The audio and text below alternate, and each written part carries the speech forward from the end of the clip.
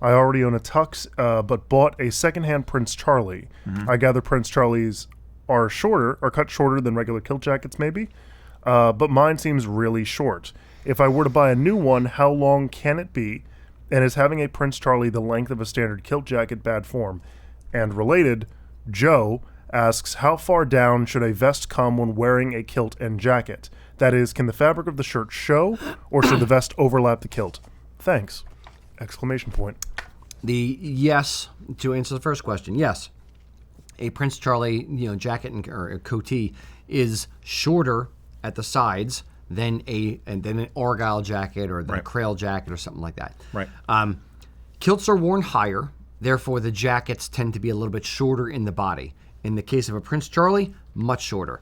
The issue comes when the gent wants to wear the kilt below the belly or a little bit long, and you have that white gap or that shirt gap showing on the side of the body. So you can get a custom Prince Charlie made with the body a touch longer and the sleeves a little bit shorter, unless your arms are super long.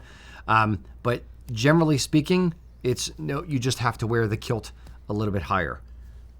Yeah, basically the only answer I would see would be to do a mix match thing where you have an Argyle vest with a Prince Charlie coatee, which I've seen done for a while now.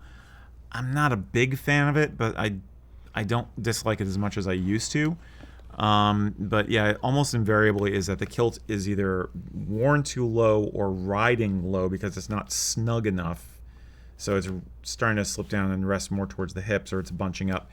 Or you did a bunch of active stuff like you're moving around and stuff and you're pulling your shirt out so you get the poofies.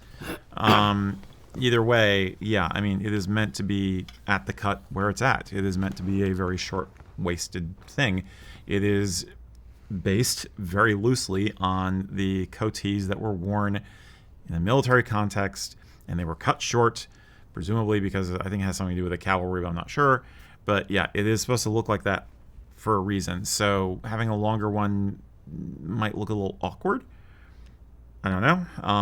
I don't know if the one that you got used told you whether it was a short, regular, or long in terms of its torso length. Maybe you got a short one or a regular one and you need a long one.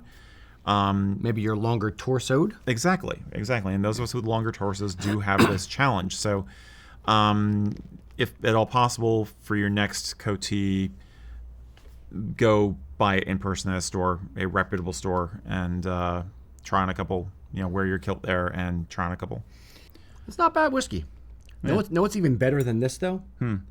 The beautiful kilts over at usakilts.com. So if you, my friend, need a kilt or need Highland wear, do me a favor, check out usakilts.com. It helps support the channel.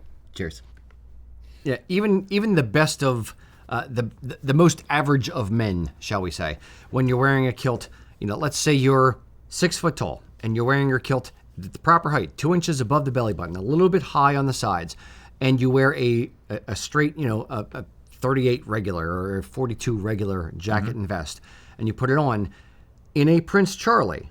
If you are completely averagely proportioned, there's really only going to be about an inch, maybe an inch and a half overhang of the vest and or coatee on the top of the kilt. So if you go to lift your arm out like this, odds are you're going to show a little bit of white shirt on the side. If you lift your arms up, 100% you're going to show white on the sides. And that's what we are trying to avoid. Now, so there's not that much overlap. And if your torso is a little bit longer and you're shorter legged, you're no longer averagely proportioned. Yeah, you're going to need a long in the body of the jacket and or regular sleeve length, or have the sleeves hemmed or something like that. So every person is a special snowflake. It's an individual flower. And you need to...